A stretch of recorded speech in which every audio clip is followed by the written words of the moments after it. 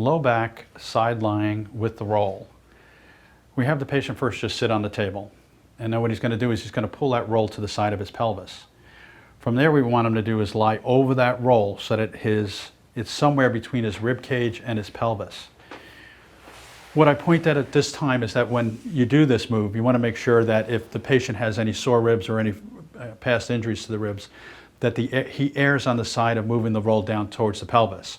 So if the pelvis comes up a little bit, that's okay, because we're still going to get the same action that we want. We're looking to get a bowing on the upper side of the lumbar spine.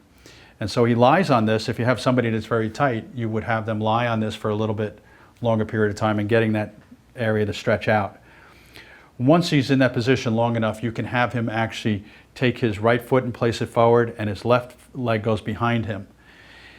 With that, this actual right leg is very important, because what happens is we want this to be up against the table. So if you're at home, you would find one side of your bed where that foot would be up against the side of your bed, because that's going to be the one that anchors you. Now from this position here, what we'd like to do is have him come back and reach with his right arm over the top of his head. And so we're going to have him reach on an angle so that it's moving and opening up that chest at the same time. That foot that I pointed out is actually anchoring his body to the table so that he's going to get an opening of his spine.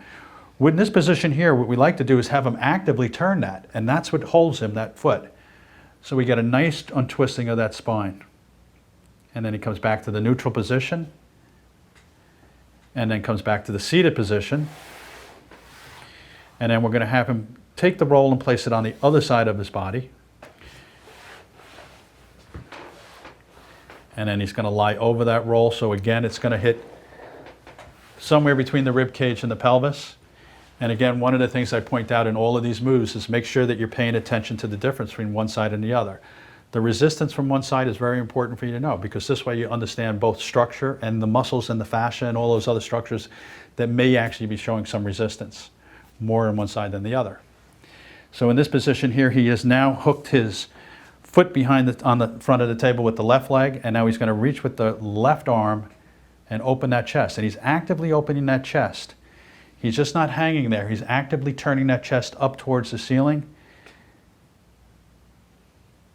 while that roll is bowing that part of the spine. So it gives us a nice stretch of the upper part of those muscles on the side of the low back.